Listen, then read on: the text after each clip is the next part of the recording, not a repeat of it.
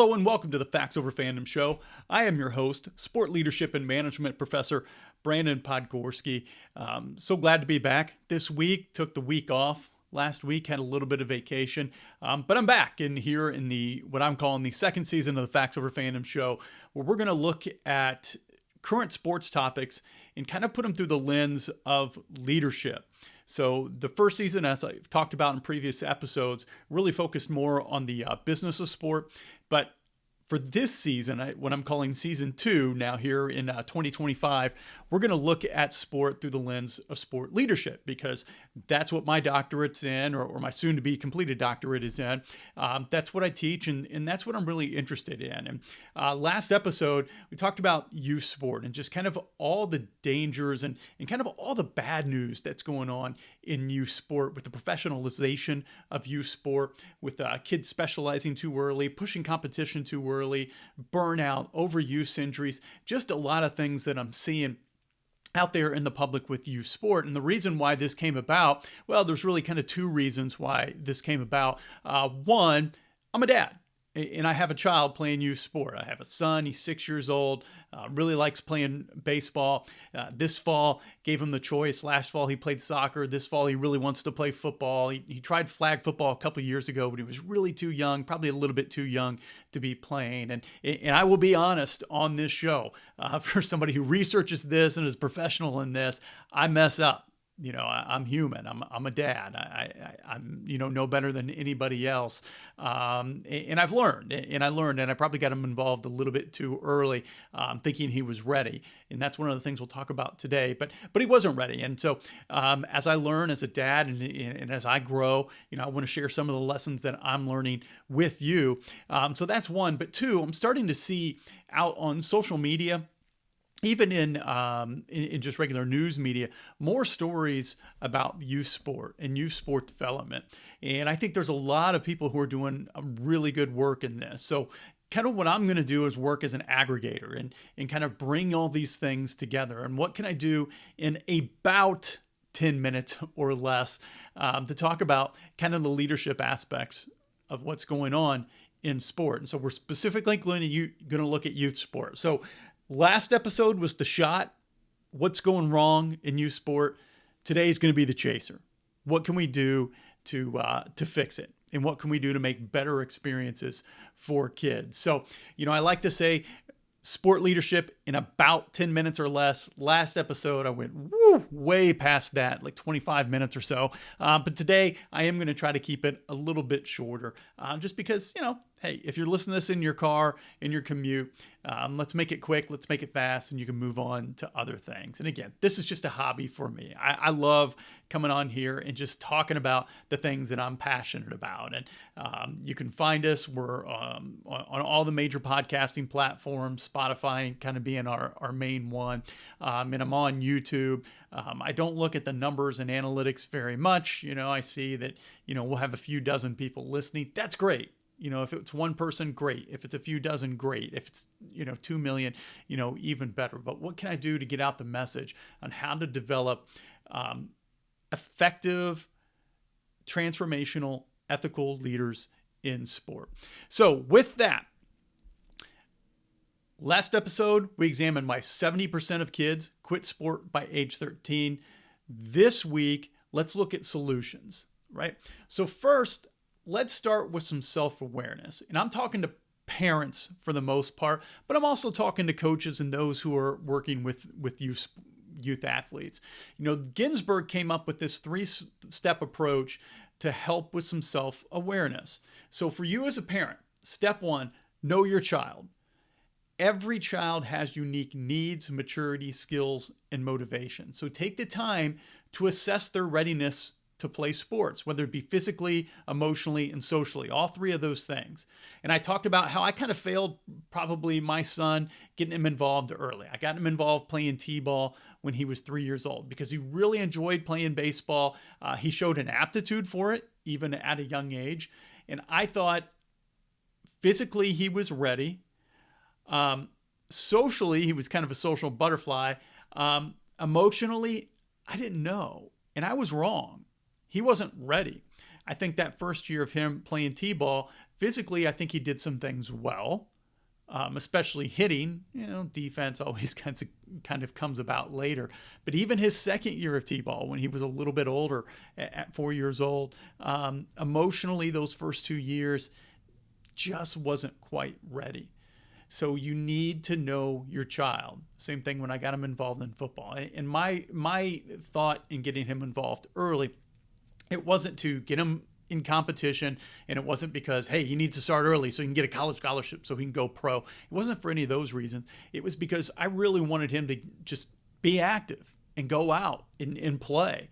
And sports are a great vehicle to do that. But I think I underappreciated the emotional standpoint of that, right? And even me as a coach, as a dad, knowing how to coach kids well and feeling like I did a pretty good job, I struggled with my own son. And, the way that it was explained to me, I think by my wife, who was excellent, he's never had to share dad before. And this is the first time he had to share dad, and that was hard on him. So, those are things that know your child. Every child is unique.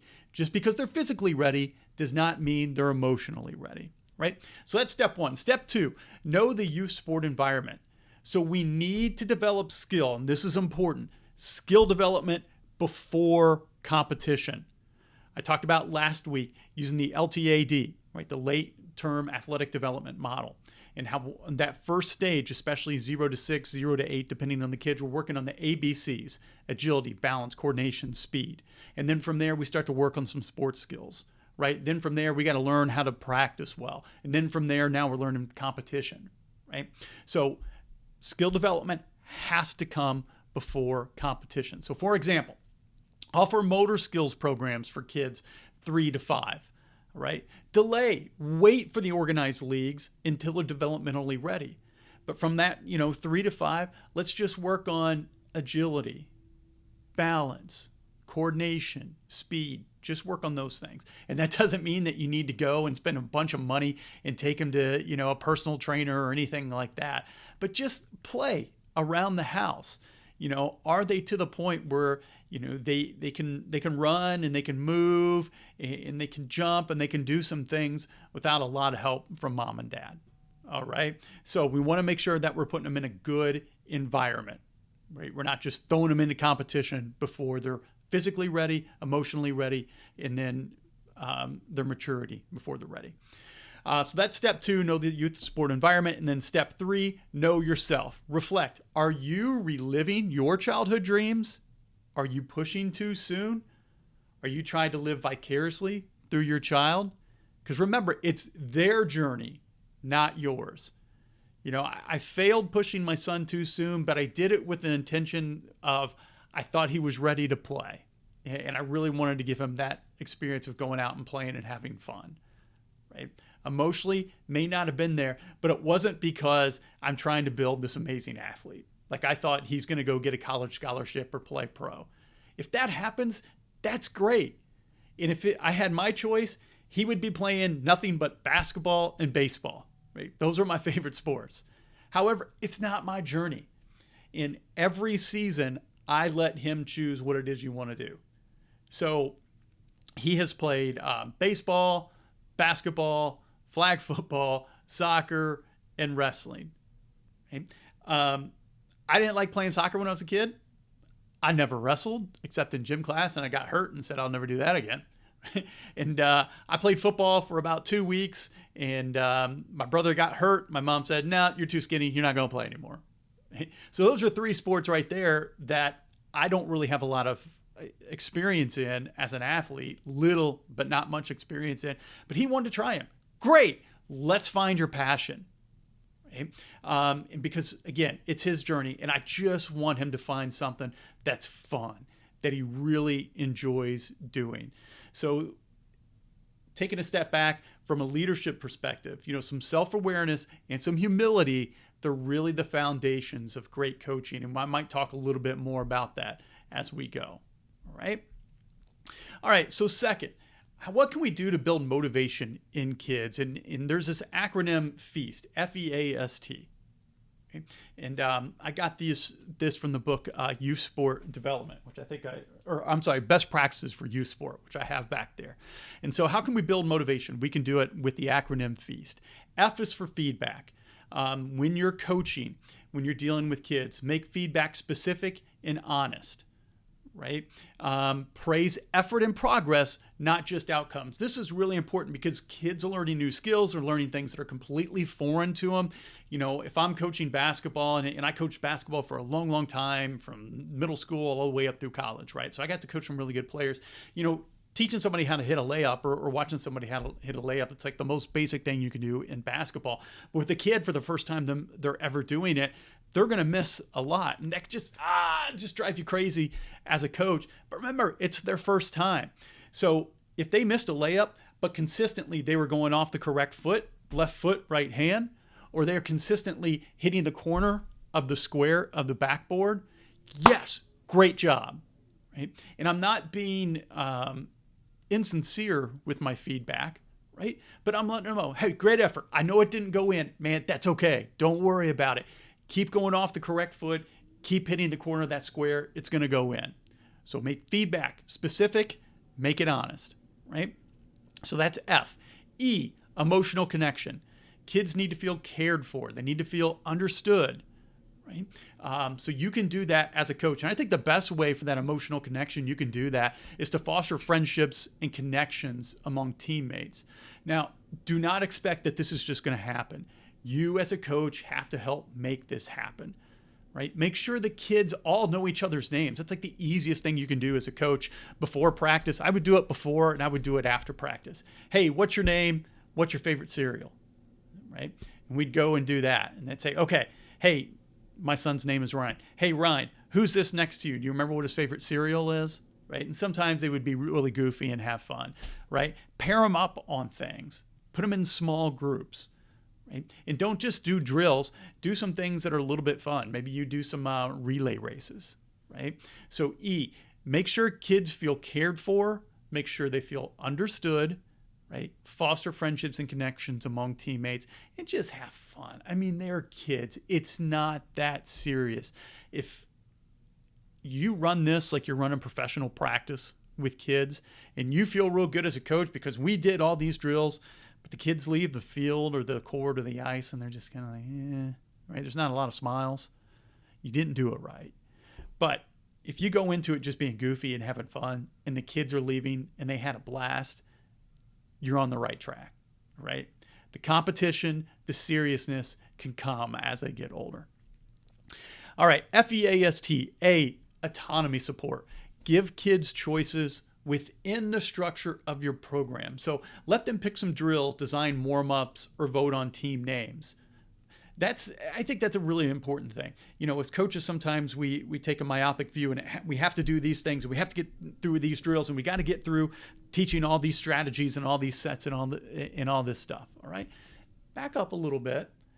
Give kids some ownership in what it is that they want to do. Right. And that helps build some autonomy and that gives more buy-in to the kids. So, things like warm-ups, which, might not be as important, especially dealing with little kids. I mean, they can just wake up and then just go, right?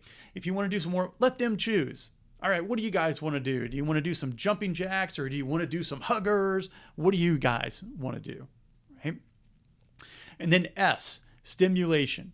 Use some variety and creativity to keep things fresh. Challenge kids with new skills in fun competitions. And I think that's a really important thing with kids with stimulation.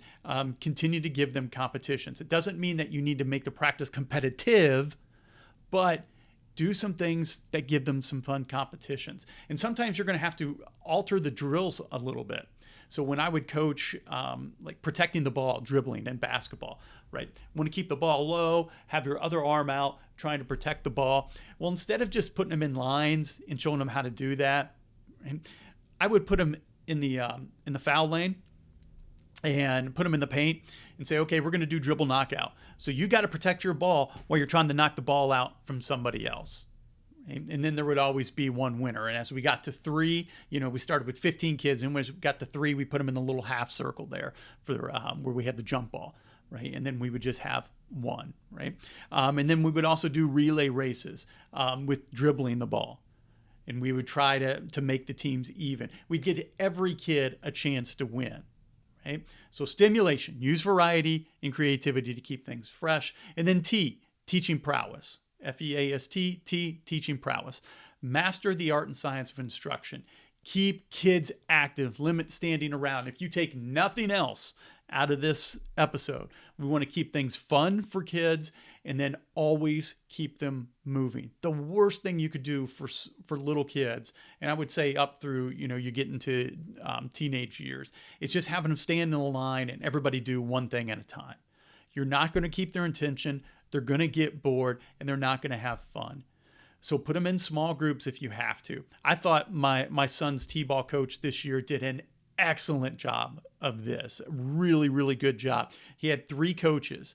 And so he would have 3 stations and the kids would just constantly change. Okay, one station we're going to hit, one station we're going to work on defense, one station we're going to work on running. And within those stations, maybe you have 5 or 6 kids, maybe even fewer. They're going to partner up and they're going to do some things, right? So the kids were always constantly moving. They just weren't watching. All right. So that's how we can build motivation with feast. Right? And then along with that, as we start to transition a little bit, we want to create developmentally appropriate environments. So remember, kids aren't mini adults. So we can't train them like they're mini adults. They've got different needs than adults do. So avoid excessive volume, avoid excessive intensity, especially if we're going to be training in single sport. Now, one thing I talked about in the last episode is multi-sport and how multi-sport participation is so important for kids, because single sport participation, we have a tendency to see burnout, overtraining, overuse, injuries. Right? So there's a lot of research done that's showing that multi-sport athletes actually long-term have better outcomes than single sport athletes. And remember, we're not training to develop professional athletes, Olympic champions. We're training to develop kids to be active for life, because there's very, very, very, very, very, very small percentage, less than 1% are going to go on and play pro and be Olympic athletes. Right? But all of them are going to continue, we hope, to have long lives, and we want to keep them physically active for life. We want them to have such a great experience as kids playing sport. They want to continue being active for the rest of their lives, whether it be, playing in rec league basketball, playing pickleball, playing beer league softball, whatever it would be. Right? So if a kid comes to you, and I got off topic for a second, let's think about single sport training. Right? Or we're going to specialize in a sport. It's fine. I'm not going to say like, if a kid specializes in a sport, you're doing something wrong, right? Because again, let the child choose, as long as it's their decision. So you got a child who all they want to do, let's just say they want to play baseball. All right. That's fine. If my son came to me and said, Dad, I want to play baseball. Great. Here's what we're not going to do. We're not going to compete all year round. Right? We're going to have times of practice and training. We're going to have times of competition, and we're going to have time of rest. Right? We're not competing all year round because I don't want you to get burnt out and I don't want you to get hurt. Right? Otherwise, I want to put you in different sports, right? In multi-sports. It's just going to make you a better all-around athlete. So kind of combining what I talked about in our last episode with LTAD, late-term athletic development. In a lot of research, one of the guys who's been the foremost on this is John Cote. In his developmental stages, we'll kind of break it down into 3 stages here. Take like from 6 years old to 12 years old, they're sampling years. Encourage them to play mini sports.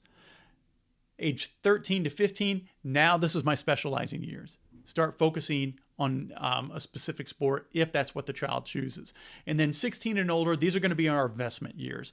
If a higher commitment is desired, okay, we'll do it. We'll put you in club sports. We'll start competing a little bit more. Maybe not all year round, because again, we want to take those breaks, but we'll start competing a little bit more. Sampling 6 to 12, specializing 13 to 15, investment 16 or higher.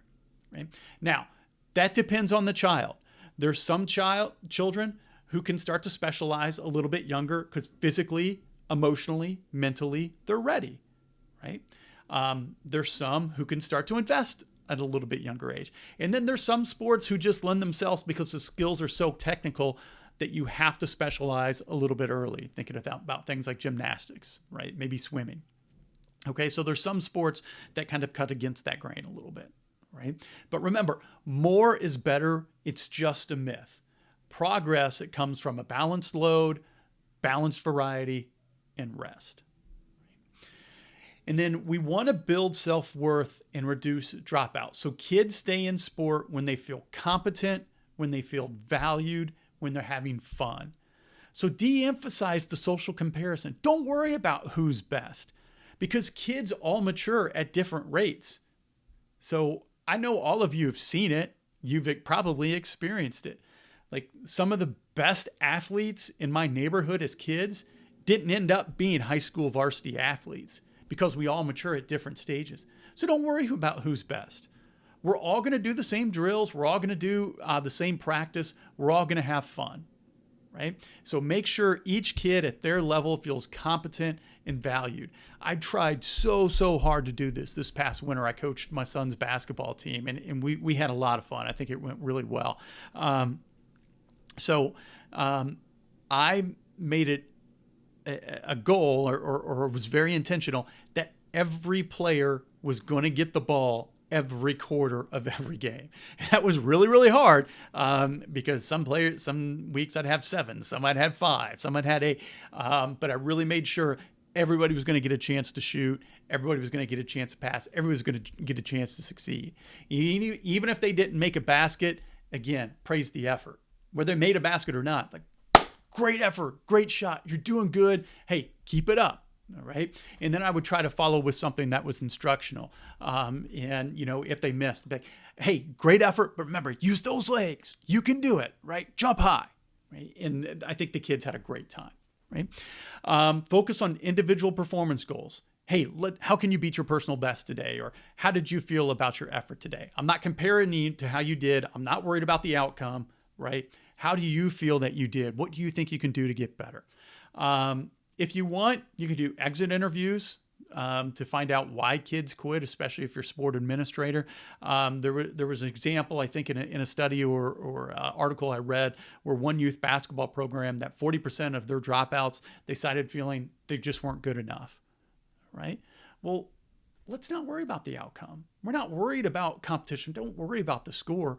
What can we do to help these kids individually get a little bit better, right? And so what can you do as a coach, right? Kind of summarizing, set realistic expectations. Don't expect perfection. I mean, frankly, you shouldn't be expecting perfection if you're coaching elite athletes, much less kids, right? There's always something we can be doing a little bit better. Be positive and sincere in your feedback.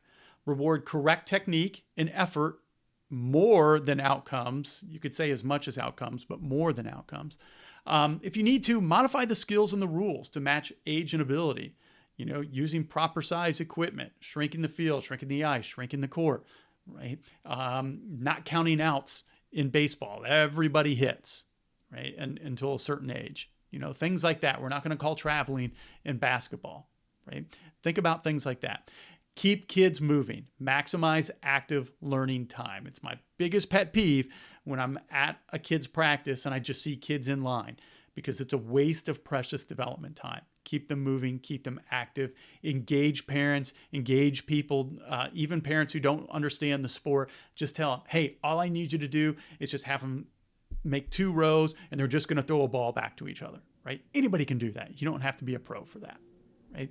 And so for coaches, your leadership thought on that, the best coaches make every minute count, make every child feel seen. And let's avoid the trap of professionalization in youth sport. We've talked about it last episode, professionalization. What we see is increased injury risk, increased burnout, and it narrows those opportunities for kids who are late bloomers because everybody matures at different rates.